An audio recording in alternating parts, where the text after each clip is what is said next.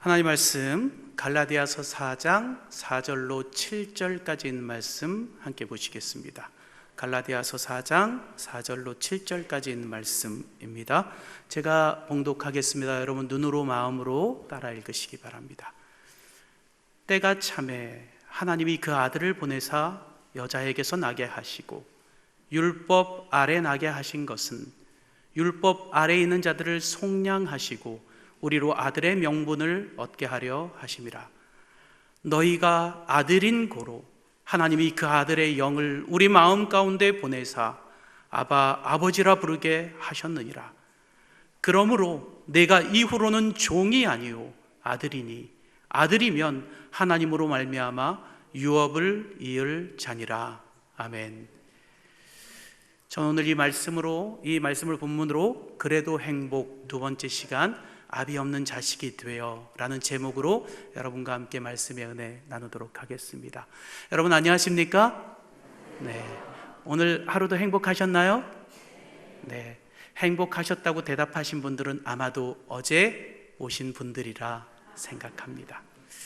어제 복습 한번 해볼까요? 세상 사람들은 무슨 행복을 찾으며 산다고 했죠? 그래서 행복을 찾는다고 했어요. 그렇죠?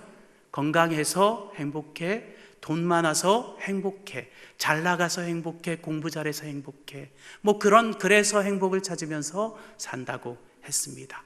그런데 하나님을 마음 가운데 모시고 사는 사람들은 무슨 행복을 찾는다고요? 그래도 행복을 찾는다고요. 돈 없어도 행복해, 건강하지 못해도 행복해, 잘 나가지 못해도 행복해. 이유는 내가 얼마짜리라고요? 예수님짜리라서요. 그렇죠? 여러분의 가치는 예수님짜리라고 어제 분명히 말씀드렸습니다. 그렇죠? 예수님께서 여러분 한 사람 한 사람을 구원하고 여러분을 다시금 사기 위해서 본인을 내어주시고 여러분을 사셨어요. 그러니까 우리는 얼마짜리라고요? 예수님짜리라고요. 예수님짜리는 때때로 이 세상에서 찌끄러기처럼 느껴지고 부스러기처럼 여겨져도 결코 실망하지 않는다고 했어요. 무슨 부스러기니까요? 무슨 부스러기니까요? 어제 가르쳐 드렸잖아요. 무슨 부스러기요? 맛동산 부스러기요. 네, 아셨죠? 네, 맛동산 부스러기는 건더기보다도 훨씬 고급지고 좋은 것이라고 말씀드렸죠? 그래서 때때로 내가 세상에서 잘 나가지 못하고 또 세상에서 정말 돈 적게 벌면서 힘들게 살아도 나는 예수님짜리니까, 하나님께서 주신 부스러기니까 나는 정말 행복한 사람이라는 사실 우리가 어제 나누었습니다. 저는 오늘 사실 정말 어색합니다. 왜냐하면 저는 이렇게 서서 설교하는 게 좀 어색한 사람입니다. 어제는 내려가서 했잖아요. 그렇죠? 우리 좀 소통하면서. 근데 제가 어제 가면서 우리 별내교회는 참 대단한 게요. 예배를 끝나면 바로 예배 실황이 유튜브로 올라가더라고요. 지난 안식일에 제 아내가 저희 교회 예배를 끝내고 돌아오는데 차 안에서 별내교회 예배 실황을 보여주는 거예요. 예, 지난주가 차야 찬다라 그랬나요? 제목이? 예, 차야 찬다인가? 첫 시간부터 우리 목사님께서 교인들 빵 터뜨리시고 아주 은혜가 좋아서 제 아내가 우리 조석호 목사님 팬인 것 같아요. 툭 하면 별내교회 설교를 보더라고요. 근데 어제 제 설교도 보니까 바로 올라왔더라고요. 오늘 새벽에 제가 일찍 일어나서 봤더니 제가 어제 참 못할 짓을 했구나 싶은 생각이 들어요. 여러분들하고는 참 즐거웠는데요, 누구한테 못할 짓을 했는가 하면 저 방송실에 앉아 계신 분에게 참 못할 짓을 했더라고요. 평상시 그냥 여기만 딱 잡고 찍으면 되는데 어제는 계속 왔다 갔다 하시는 거예요. 얼마나 힘드셨을까 싶은 생각도 들고, 오늘 또 많은 분들이 오셔서 2층에도 계시기 때문에 밑에서 하면 조금 어려울 것 같아서 제가 조금 힘들더라도 여기 서서 하기로 했습니다. 여러분하고 소통은 좀 안 된다 할지라도 여러분 오늘 하나님하고 많은 소통 나눌 수 있는 시간 되었으면 정말 좋겠습니다. 여러분 오늘 특창 너무 은혜롭지 않았나요? 별내교회는 교회가 커서 그런지 어제도 그렇고 오늘도 그렇고 너무 은혜로운 찬양을 주신 것 같아요. 어제 찬양을 주신 친구는 또 큰 병을 이겨낸 그러한 사연이 있어서 더 저에게 감동을 줬던 것 같고요. 오늘 우리 찬양은 너무 은혜로웠는데요, 제가 아까 연습할 때 저 앞에서 봤거든요. 왜냐하면 강사가 정말 억울한 이유가 하나 있는데요. 꼭 특창을 뒤통수만 보고 봐야 돼요. 참 억울하더라고요. 여기가 음향도 별로 안 좋아요, 여러분. 여러분이 앉은 자리가 굉장히 좋은 자리인 줄 아세요. 아시겠습니까? 여러분 앉은 자리가 좋은 자리니까 그 좋은 자리에서 잘 누리는 그러한 삶을 사셨으면 좋겠습니다. 오늘 제가 연습을 들으면서 저 처음 듣는 노래인데 막 가사를 대충 외워가지고 따라하고 막 그랬잖아요. 아까도 따라하고 여기 앉아서도 막 따라하고 그랬는데, 찬양 가사 중에 그런 노래가 있어요. 우리에게 요셉의 비전을 품게 하소서, 허락하여 주소서. 이 땅 위에 요셉의 뭐죠? 요셉처럼 쓰여지게 하소서. 얼마나 대단한 찬양인지 몰라요. 어제 딱 했으면 그 찬양이 딱 어울렸을 것 같아요. 요셉이 부스러기보다도 못한 존재였잖아요. 그렇죠, 여러분? 부스러기보다도 못한 존재였던 그 요셉이 말이에요. 자기가 얼마짜리라는 걸 알고 있었어요. 그 사람은 예수님짜리라는 걸 알고 있었어요. 그래서 세상의 그 작은 것에 굴복하지 않았습니다. 세상의 그 권력에 굴복하지 않았어요. 왜 굴복하지 않았습니까? 나는 예수님짜리니까 이 세상의 권력 그따위에 굴복할 만한 싸구려가 아니라고 그는 생각했던 거예요. 그러니 그렇게 뛰어난 마음을 가지고 있는 그를 하나님께서 쓰시겠어요? 안 쓰시겠어요? 쓰시죠.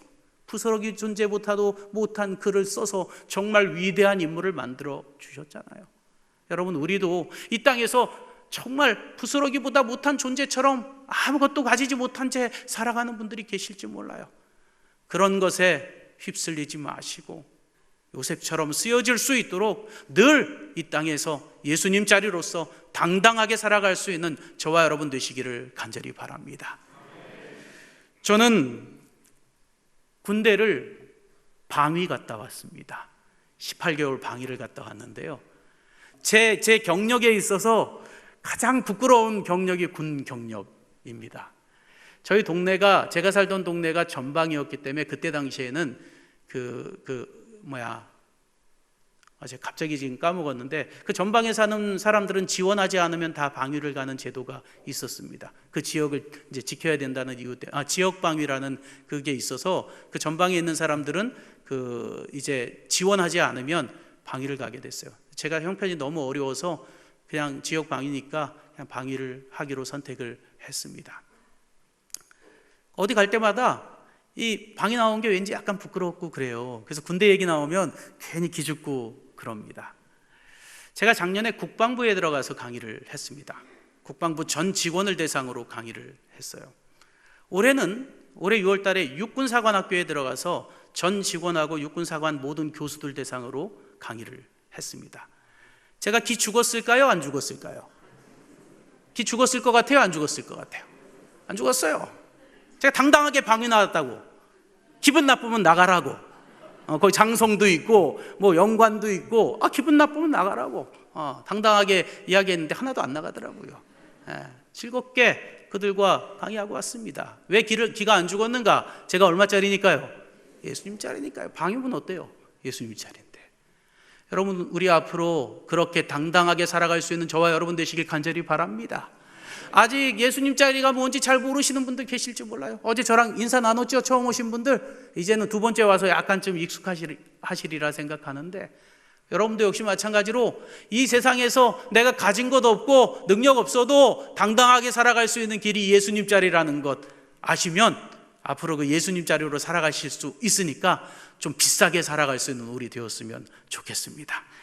오늘은 두 번째 시간, 어제는 나의 자존감에 대한 이야기를 나눠봤는데요, 우리의 행복을 위해서. 오늘은 두 번째로 아버지 이야기 한번 나눠보고자 합니다. 여러분, 요즘 사회에 수저계급론이라는 말이 유행하고 있습니다. 아마 여러분들도 많이 들어보셨을 거예요. 부모로부터 물려받은 부와 사회의 계급을 부가 사회의 계급을 결정한다는 것입니다. 그래서 태어날 때부터 아이들이 수저를 물고 태어나는데, 어떤 수저를 물고 태어난대요? 5개의 수저를 물고 태어나죠. 첫째, 제일 잘 먹고 잘 사는 아이들은 다이아몬드 수저를 물고 태어난다고 합니다. 두 번째 금수저, 그 다음 은수저, 그 다음 동수저, 그 다음 가장 못 사는 사람은 무슨 수저? 흙수저 물고 태어난다고 이야기를 합니다. 그 말이 뭔가? 내 능력이나 내가 어떻게 가지고 있는 그것이 중요한 게 아니고 이 사회에서 내 계급을 결정하는 것은 누구에 의해서 결정된다? 부모가 어떤 부를 가지고 있느냐에 따라서 결정된다는 것입니다. 그래서 많은 청년들은 그 이야기를 하면서 좌절에 빠지곤 하지요. 아무리 노력해도 소용없다, 그런 말을 하는 것입니다. 예전에는 개천에서 용난다고 그랬어요. 그렇죠? 그런 말 했죠. 개천에서 용난다는 말이 뭐예요? 비록 가진 것 없고 아무것 누릴 수 있는 능력 없어도 자기가 열심히 노력만 하면, 그래서 자수성가하면 용 될 수 있다, 그 얘기였잖아요. 근데 요즘은요, 개천에서 뭐만 나오는 줄 아세요? 개천에서 용만 나온대요. 용만. 아무리 노력해도 잘 안 되기 때문에 개천에서 용만 나온다고 이야기하더라고요. 뭐 그런 사회에 산다고 흔히들 이야기하는 것입니다. 그러면서 이 수저계급론을 이야기하는 것이죠. 이 이야기를 하면서 점점 더 부모의 위치를, 그 어떤 것도 아니고 재산을 가지고 부모의 위치를 평가하곤 한다는 것입니다. 가진 건 많이 없고 많은 것 가지지 못한 부모는 자식들에게 존경받을 자격도 없고, 뭐 그렇게 이 사회가 만들어가고 있는 안타까운 현실을 우리가 보게 되는 것입니다. 여러분은 무슨 수저 물고 태어났는지 모르겠습니다. 오늘 제가 밑에 있어야 마이크를 들고 가서 좀 여쭤볼 텐데, 제가 보니까 오늘 기도하신 이민영 장로님 얼굴에 귀티가 흐르지 않습니까? 꽤 귀티가 흐르는 것 같아요. 얼굴이 아주 번지르르 하시고. 우리 이민영 장로님은 태어날 때 무슨 수저 물고 태어나셨나요? 예수님 수저 물고. 이야, 강사들은 저런 사람 별로 안 좋아해요. 정답을 얘기하면 어떻게 처음부터. 그러니까 예수님 수저 빼놓고 그냥 일반적으로 사회에서 이야기하는 그 5가지 수저 중에 나는 어떤 수저 정도 되는 것 같으세요? 흙수저 같으신. 야, 흙수저인데 저렇게 번지르르하게 얼굴이 빛이 나는 이유는 뭐다? 무슨 수저를 물고 태어났다고 그랬어요? 예수님 수저 물고 태어났다고 했죠. 그거를 예수님 수저 하면 라임이 안 맞잖아요. 요즘 젊은 아이들은 흔히 라임을 잘 맞춰야 된다 그래요. 한 글자로 하면 무슨 수저인가 다 따라하겠습니다. 신수저. 신수저예요. 신이라는 건 새로울 신이 아니라 하나님 신자 신수저예요. 하나님이 주신 수저를 물고 태어난 사람들은 어제도 이야기했지만 가진 것 없어도 행복하게 살아갈 수 있다는 것입니다. 저를 보면 알 수 있어요. 저는 아버지가 초등학교 1학년 때 돌아가셨습니다. 애비 없는 자식 소리 여러분 아시죠? 애비 없는 자식. 여러분 혹시 그런 소리 들어보셨어요? 애비 없는 자식, 그런 소리 누구한테 들어보셨나요? 저는 애비 없는 자식이었습니다. 아버지가 있는 사람들에게 애비 없는 자식이라 소리는 그렇게 가슴에 사무치는 소리가 아니에요. 그런데 저는 애비 없는 자식이었기 때문에 그 소리가 정말 가슴에 사무치는 소리였습니다. 저희 어머니는요, 어릴 때 먹을 건 잘 못 먹어도 옷은 항상 잘 입혀서 내보내셨습니다. 항상 옷은요, 때마다 집안 형편이 어려워도 옷은 잘 사가지고 밖에 내보낼 때는 항상 잘 빨아서 깨끗하게만 내보내셨습니다. 이유가 뭔가? 좀 지저분하게 입고 나가면, 똑같이 지저분하게 입고 나가도 저는 무슨 소리 듣는 줄 아세요? 쟤는 애비 없는 자식이라 저래. 그런 소리 듣기 때문에 늘 그렇게 깨끗하게 옷을 입혀 내보내셨습니다. 똑같이 아이들하고 놀아도요, 저는 뭐 조금만 잘못하면 또 애비 없는 자식 소리 듣기 때문에 어머니께서는 항상 잘 살아라, 똑바로 살아라, 욕하지 말아라, 거짓말하지 말고 정말 올바로 살아라, 그렇게 어머니가 가르쳐서 키우셨습니다. 어머니 뜻대로 잘 살았습니다. 어머니께 크게 속 안 썩이고요, 잘 자랐다고 자부합니다. 뭐 의심나시는 분들은 용영교회 김문옥 집사한테 전화해서 물어보세요. 장 목사가 위선을 하는지 정말 똑바로 살았는지. 정말 열심히 살려고 노력했습니다. 어머님께 실망시켜드리지 않는 자식이 되고자 지금도 노력하고 있습니다. 늘 노력하고 있습니다. 어머니 가슴에는 애비 없는 자식이라는 그 소리가 한 맺히는 소리였습니다.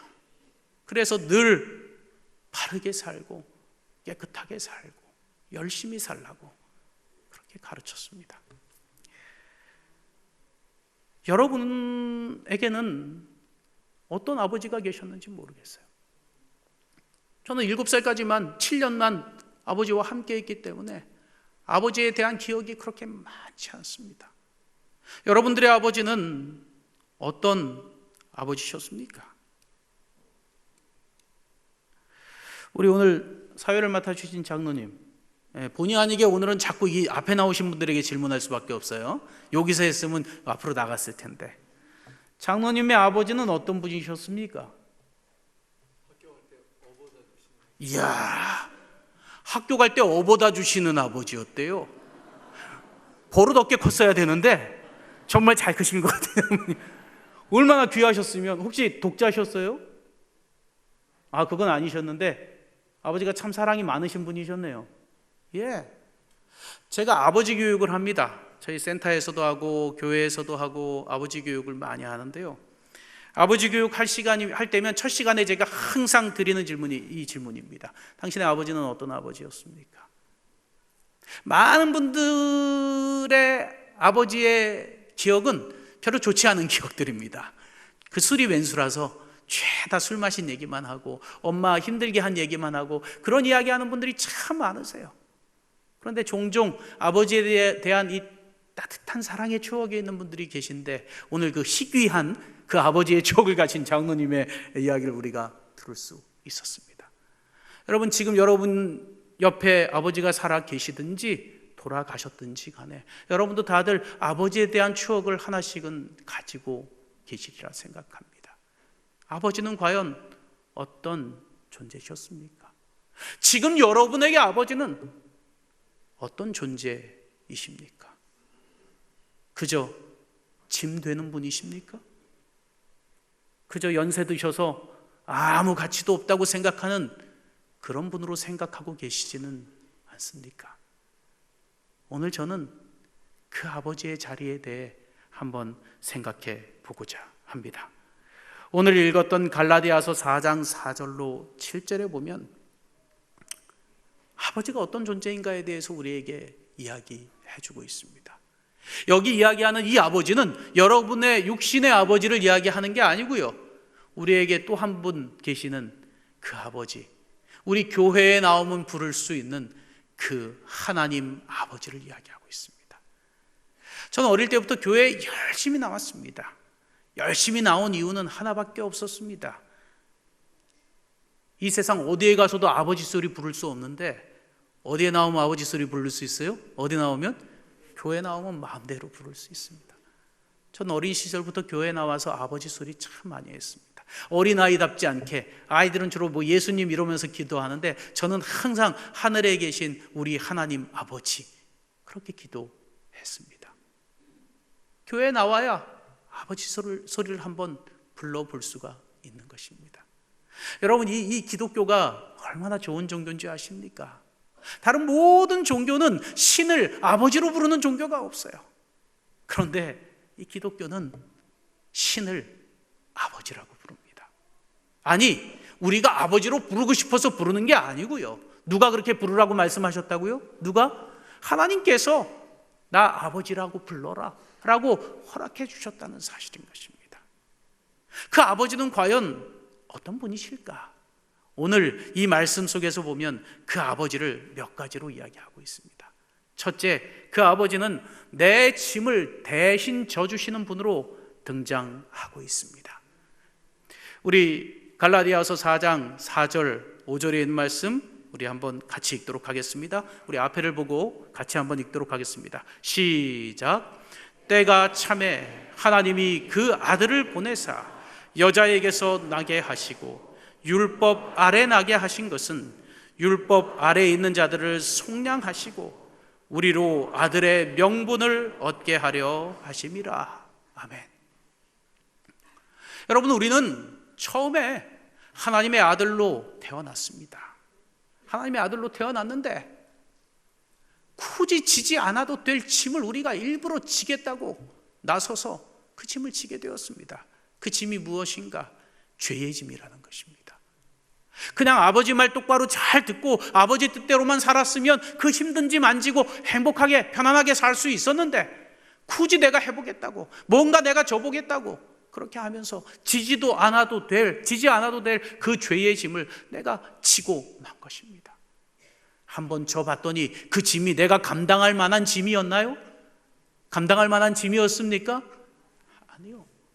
절대 내가 감당할 수 없는 짐이었습니다. 마치 내가 아버지처럼 다 감당할 줄 알았습니다. 내가 모든 것 다 할 수 있는 것처럼 착각했습니다. 그래서 내가 하겠노라고 그렇게 나섰다가 결코 내가 질 수 없는 짐을 졌음을 깨닫게 된 것입니다. 하루하루 헐떡이며 간신히 기어가며 살고 있는 그 자식들을 먼 발치에서 바라보는 그 아버지의 심정이 어땠을까요? 도무지 그 자식이 고생하고 있는 그 모습을 볼 수가 없었습니다. 그래서 아버지가 직접 오십니다. 오셔서 우리의 모든 짐을 대신 져주시는 것입니다. 그게 성경의 이야기입니다. 저는요, 어릴 때부터 좀 고생을 하고 커서 그런지 몰라도요, 저는 대학교 2학년 때부터 저희 집 살림을 제가 다 책임져야 했습니다. 저희 어머니가 대학교 2학년 때까지 뼈 빠지게 일해서 자식들 키우다가 결국 쓰러지셨고 거동할 수 없는 그러한 형편이 돼서 대학교 2학년 때 저희 집 생활비, 학비, 어머니 병원비까지 벌면서 학교를 다녀야만 했습니다. 저는 학비만 걱정하고 다니는 아이들을 보면 참 부러웠습니다. 제가 그렇게 가난해도요, 가난한 티 안 내고 살았거든요. 어머니가 늘 어릴 때부터 그렇게 키웠다고 했잖아요. 나올 때는 그래도 깨끗하게 입고 나오고 늘 밝은 표정으로 살아서 아이들은 제가 그렇게 고생하는지 몰랐습니다. 그러니까 신학과 같이 고생하고 있는 아이들 중에 후배 아이들은 툭하면 저에게 와서, 제가 지금도 상담을 하지만 그때도 잘 들어주니까 후배 아이들 중에 친한 아이들이 많았습니다. 그래서 그 아이들이 와서 이런저런 고민을 이야기하는데 맨날 고민이 뭔가 하면, 형, 저 이번 학기 또 등록금 어떻게 내야 될지 모르겠어요. 그런 고민인 것입니다. 제가 속으로, 야, 너는 등록금만 고민하면 되지, 난 우리 엄마 병원비에 생활비까지 벌고 다녀야 돼. 제가 지금도 새벽 4시면 늘 깹니다. 그 이유가 그때 새벽 4시면 나가서 일을 해야 됐기 때문에요. 그게 아예 몸에 뱄습니다.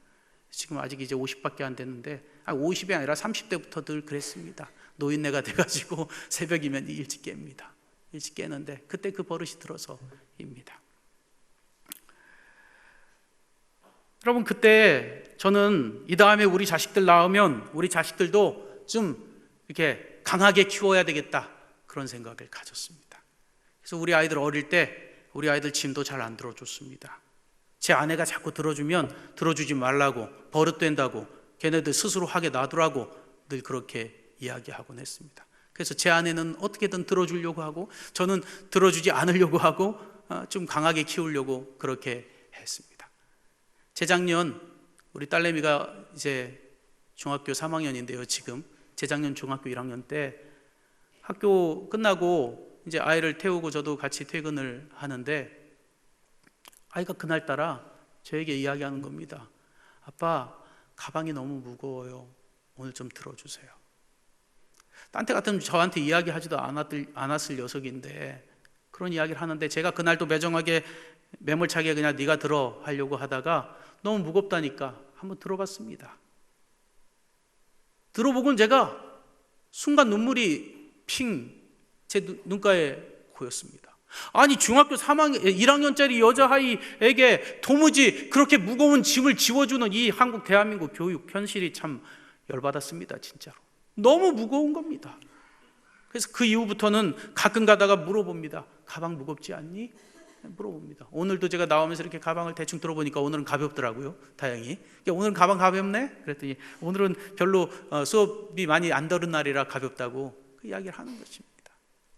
자식이 짐을 지고 있다는 것, 그것은 어떤 부모에게나 걱정스러운 일인 것입니다. 그래서 부모는 늘 그 짐을 져주고자 하는 것이죠. 제가 목회하면서 때때로 연세 드신 어르신들이 저에게 그런 말씀을 하곤 합니다. 아이고, 목사님 이제 아파갖고 편찮으셔서 교회 못 나오시거나 하면 목사가 방문 가잖아요. 방문 가면 그 노인 집사님들이 그래요. 아이고 목사님, 제 자식에게 짐이나 되지 말아야 할 텐데 제 짐 안 되게 빨리 눈 감게, 편안하게 눈 감게 기도 좀 해주세요. 그런 말씀들을 하세요. 그럼 제가 그 집사님들에게 그렇게 말씀드리죠. 그런 말씀하지 마세요. 장로님, 집사님, 그런 말씀하지 마세요.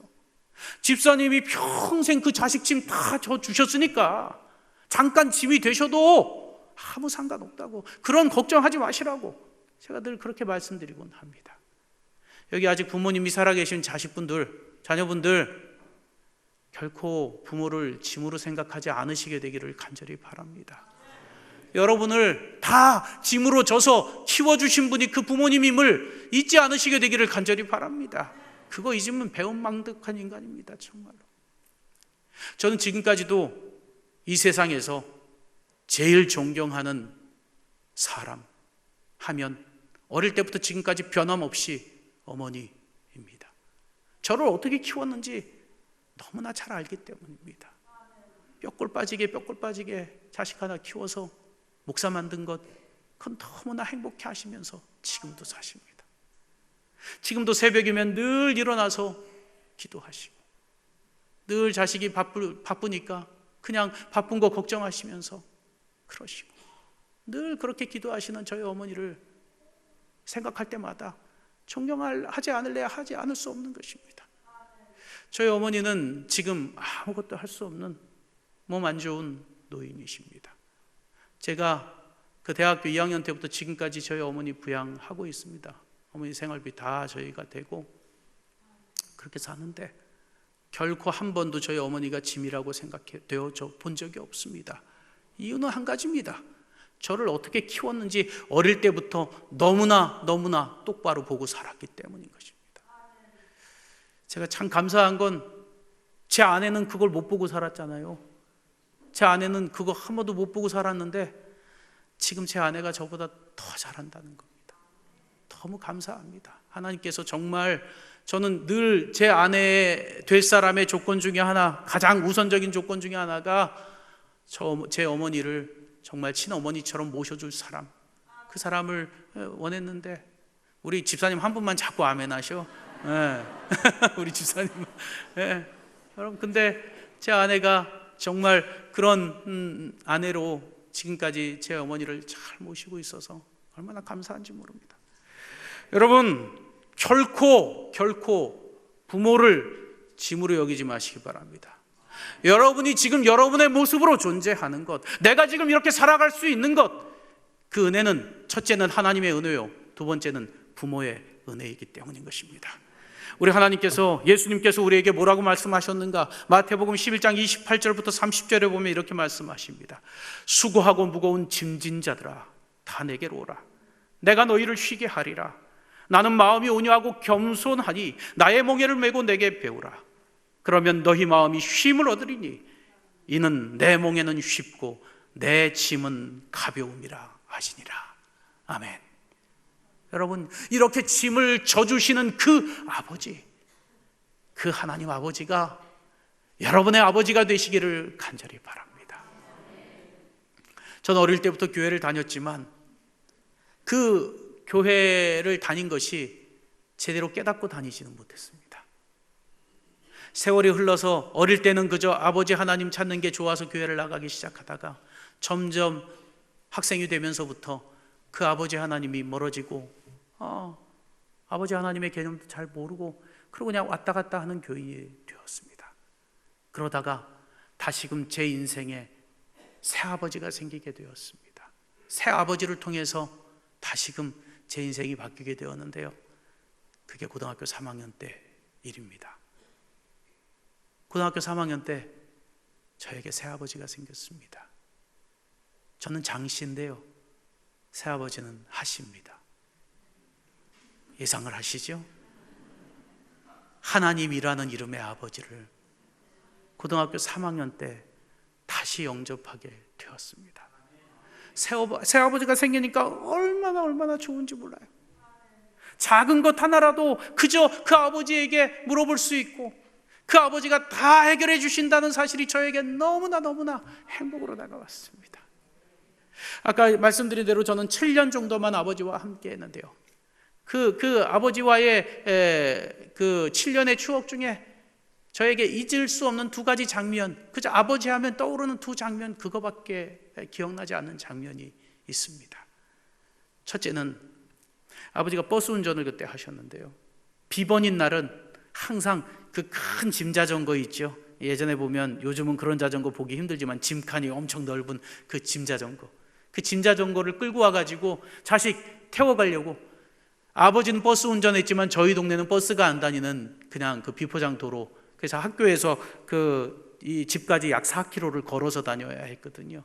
그래서 그 먼 거리를 자식이 걸어갈 걸 안타까워하면서 그 넓은 짐 자전거를 끌고 와서 아버지가 기다리는 것입니다. 아버지 이 짐 자전거에 탁 타가지고 그 넓은 아빠 등을 탁 보면서 가던 그 기억이 제 기억 속에 오래 남아 있어요. 제 어렵던 시절 아버지가 나에게 꼭 필요할 때면 그 짐 자전거를 떠올려 보곤 했습니다. 아마도 아버지 기분에는 자기가 모는 그 버스에다가 자식 태워가지고 좀 집까지 데려다 주고 싶은 생각이 있었을 텐데 그럴 수 없으니 그 자전거라도 끌고 와서 자식을 태워주는 것입니다. 저희 아버지가 10대 독자였거든요. 10대 독자였으니 10대 독자였던 그 아버지가 아들 둘 낳고 얼마나 기쁘셨을까. 늘 그 둘을 태우고 가는 그 기쁨 때문에 오셔서 태우고 가셨던 겁니다. 몇 번의 기억인지는 모르지만 아무튼 1학년 때 돌아가셨으니까 몇 번 되지는 않았겠지만 그 기억이 제 기억 속에 있습니다. 또 하나의 기억은 딱 한 번이었던 것 같은데, 버스 운전하고 가는 이 도로와 제 등하굣길 도로가 딱 1km 정도가 겹칩니다. 1km 정도가 겹치는 것 같아요. 딱 한 번 만났어요. 제가 터덜터덜 혼자 초등학교 1학년짜리가 혼자 걸어서 집을 가고 있는데 아버지가 저를 보고 차를 세운 겁니다. 어르신들은 아시겠지만 그때는 기사가 왕이었잖아요. 그죠? 지금은 뭐 기사가 왕이 아니지만 그때는 무조건 기사가 왕이었어요. 차장이 여왕이었고 기사가 왕이었어요. 그러니까 세운 거예요. 세워놓고는 문을 열고 나와가지고는 저에게 동전을 하나 주고 가는 것입니다. 가다가 뭐 사 먹어라 하고 동전을 하나 주고 가는 거예요. 그때는 몰랐지요, 그게 무슨 의미인지. 나중에 생각해 보니까 아무리 많은 승객 태우고 운전하고 가면 뭐예요, 자식 새끼는 저렇게 힘들게 걸어가는데 그 얼마나 마음이 아팠겠어요.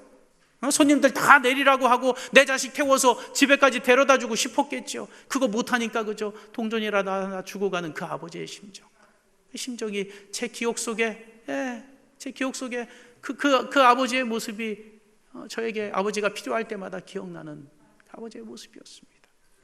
여러분, 아버지는 그렇게 짐을 져주시는 분이에요. 여러분에게 그런 아버지가 있으시겠지만 육신의 아버지 말고요, 진짜 모든 짐을 져주실 수 있는 아버지, 이 세상 모든 것을 해결해 주실 수 있는 그 아버지, 그 아버지를 여러분 마음속에 모시게 되시기를 간절히 바랍니다. 그 아버지 모시면 금수저 다이아몬드 수저 물고 태어난 애들보다 훨씬 더 행복하게 살 수 있습니다. 제가 경험하고 있는 거니까 혹시 모셔보고 안 되면 저한테 와서 따지세요. 제가 비싼 데 가고 밥 사드릴 테니까 한번 모셔보시고 그 다음에 안 된다 싶으면 저한테 와서 따지셔도 제가 얼마든지 받아드릴 테니까 그렇게 하시기 바랍니다. 두 번째, 아버지는 어떤 분이신가?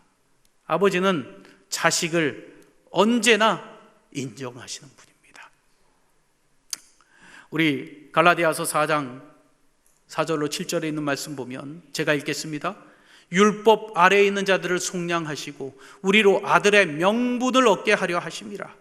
너희가 아들인 고로 하나님이 그 아들의 영을 우리 마음 가운데 보내사 아바 아버지라 부르게 하셨느니라. 아버지가 우리 보러 아버지라고 부르라고 하는 거예요. 근데 이 상황이 어떤 상황인가? 이 자식 새끼들이 어떤 새끼들이었는가? 어떤 새끼들이었어요? 뻔히 시퍼렇게 아버지가 눈 뜨고 살아있는데 지는 애비 없는 자식이라고 나가버린 자식들이었습니다. 여러분, 그런 자식들 다시 데려다가 아버지라고 부르라고 하는 것입니다. 다른 사람 같으면 그게 쉽지 않은 것이지만 아비와 자식 사이에는 그게 허용되는 것입니다. 아빠 살아있는데도 나 아빠 없어, 애비 없는 자식이야, 그러고 나가버린 그 자식들에게 다시금 찾아가서 구걸하고 애걸하고 너는 내 자식이라고 이야기하면서 아버지라 부르는 것입니다. 그게 우리 아버지입니다. 부모들은 자식을 늘 자랑스럽게 여깁니다. 자식은 부모를 부끄럽게 여겨도요, 부모는 자식을 자랑스럽게 여기는 것입니다. 1등 했냐 2등 했냐가 중요한 게 아니고요, 그냥 그 자식 그 모습으로 자랑스러운 게 부모의 입장인 것입니다.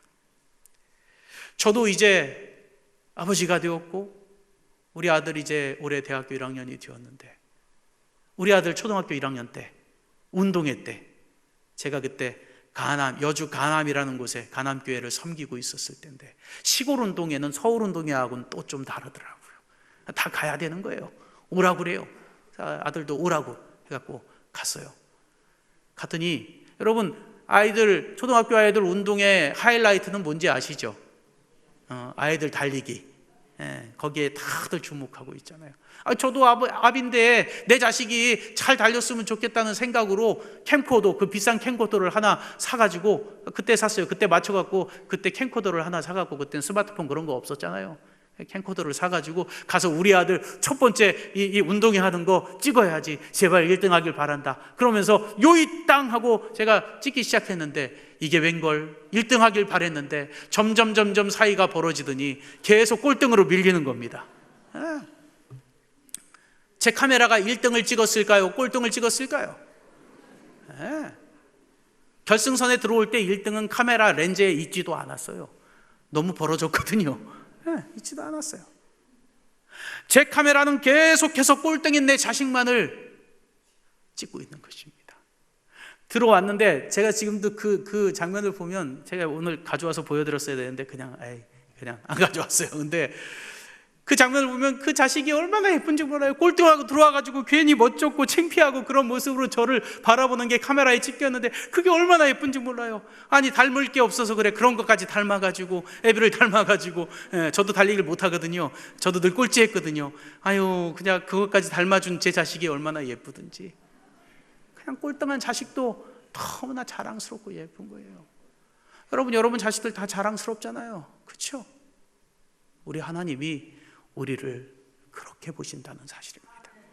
내가 비록 좀 보잘것없고 말이에요, 잘 나가지 못해도 기죽지 마세요. 우리 아버지는, 그 하나님 아버지는, 이 모든 세상의 주인인 그 하나님 아버지는 여러분을 늘 자랑스럽게 여긴다는 사실 잊지 않으시게 되기를 간절히 바랍니다.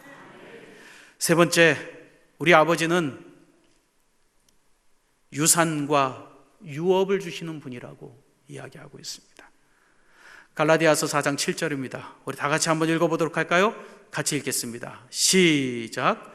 그러므로 내가 이후로는 종이 아니요 아들이니, 아들이면 하나님으로 말미암아 유업을 이을 자니라.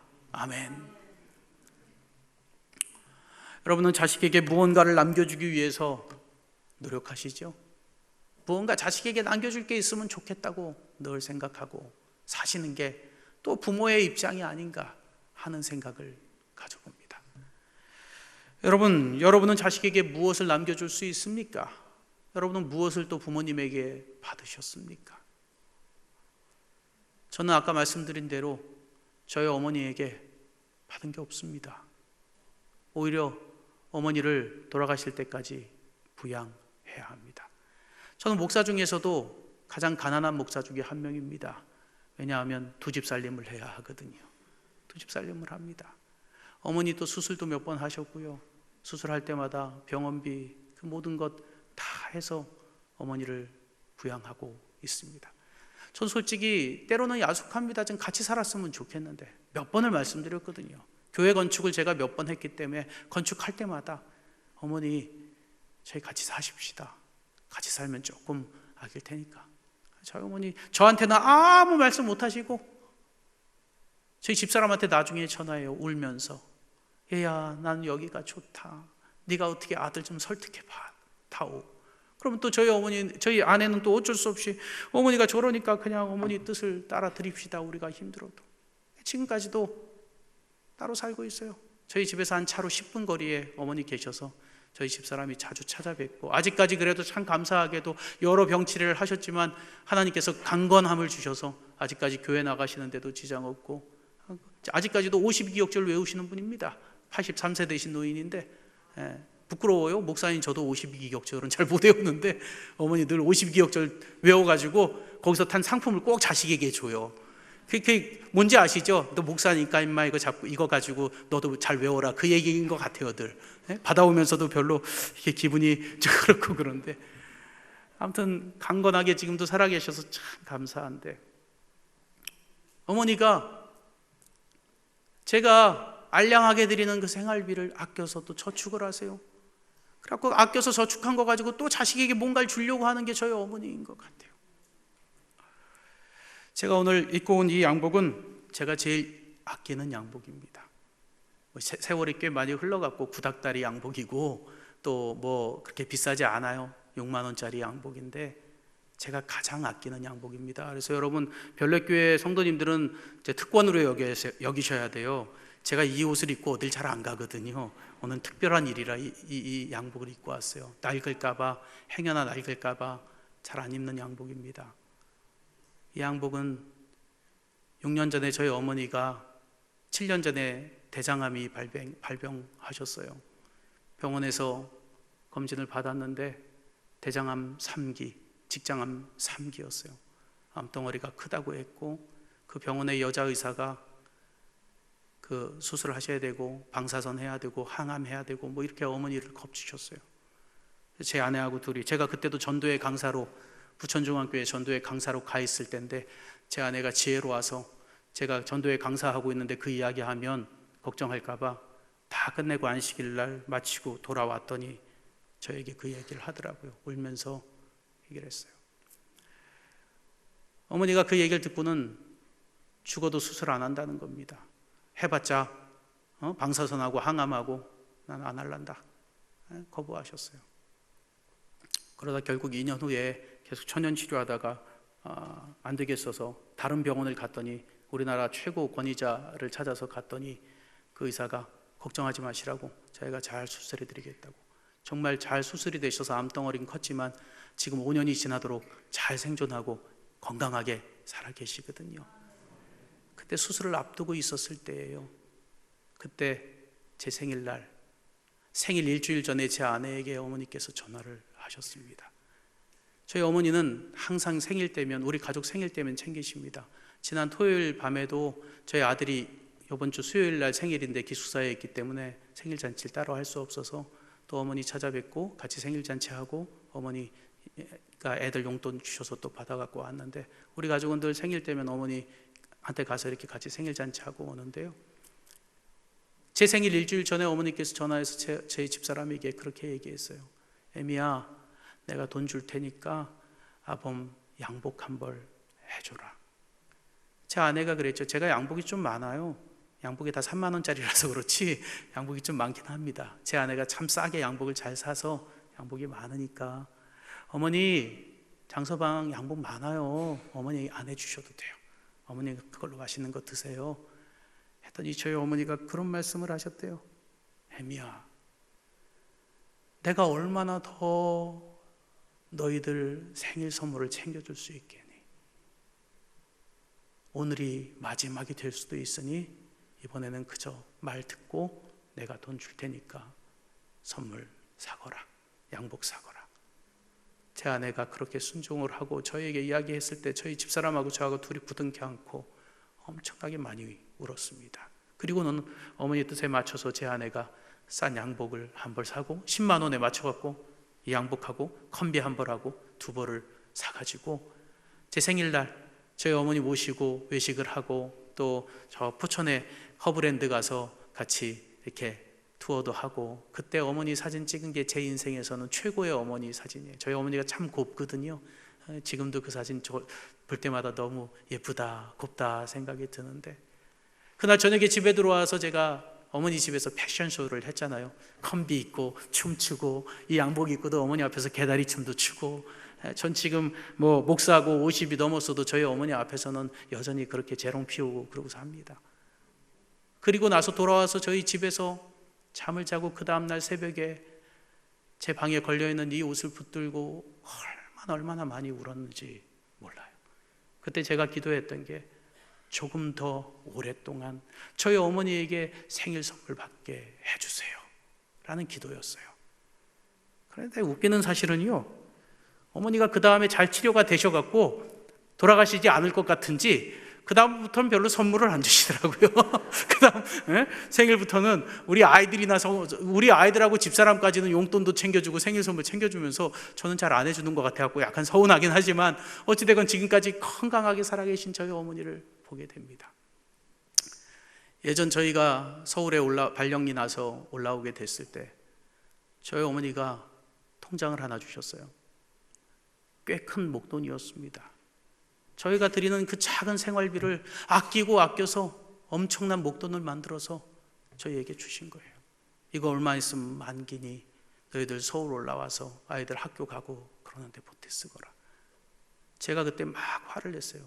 엄마, 좀 드실 거 드시고 입을 거 입으시고 아끼지 말고 쓰세요. 그거 몇 푼이나 드린다고 그러냐고. 그래서 화를 냈더니 저희 어머니가 이거 너희들 가져가는 게 나에게 도와주는 거고 내 행복이니 제발 이번만은 말을 들어라. 저희가 그 통장을 갖고 오면서 제 아내하고 차 안에서 얼마나 울었는지 몰라요. 부모님은 끊임없이 자식을 챙겨주고 싶은 마음을 가진 분이었다는 것이죠. 저희 어머니가 저에게 아무것도 남겨줄 수 있는 유산이 없는 분이시지만 그러나 저는 그 어머니에게 가장 위대하고 고귀한 것을 받았어요. 그것이 바로 하나님 아버지를 얻는 그 유업을 얻게 된 것입니다. 지금 제가 이 자리에 서 있을 수 있는 이유도 저희 어머니가 어릴 때부터 저에게 심어준 그 아름다운 유산이 있었기 때문입니다. 저는 결코 그 유산을 그 어떤 재산과 바꾸지 않을 겁니다. 지금 그 유산이 저에겐 너무나 큰 행복이기 때문입니다. 여러분 자녀들에게도 그런 유업을 넘겨줄 수 있는 여러분 되시기를 간절히 바랍니다. 하나님께서 우리에게 맡겨주신 그 천국, 영원히 행복하게 살 수 있는 그 천국이 여러분과 여러분의 자녀와 여러분의 자녀손까지 이어질 수 있는 아름다운 유업과 유산이 될 수 있게 되기를 간절히 바랍니다. 우리 하나님, 그런 하나님 아버지이기에 우리는 너무나 행복하고 든든한 존재임을 잊지 않으시게 되기를 간절히 바랍니다. 내가 예수님 자리라서, 그리고 그런 아버지를 모시고 있어서 나는 그래도 행복한 사람임을 잊지 마시고 우리 주님 오실 때까지 그런 행복 속에서 살아갈 수 있는 저와 여러분 되시기를 간절히 바랍니다. 아직 그 아버지 잘 모르시는 분 혹시 이 자리에 계시다면 한번 빠져오세요. 저도 이렇게 행복하게 빠져서 살고 있거든요. 그 아버지가 여러분의 아버지입니다. 우리 그 아버지 모시고 끝까지 행복하게 갈 수 있는 저와 여러분 되시길 간절히 바라면서 말씀 마치겠습니다.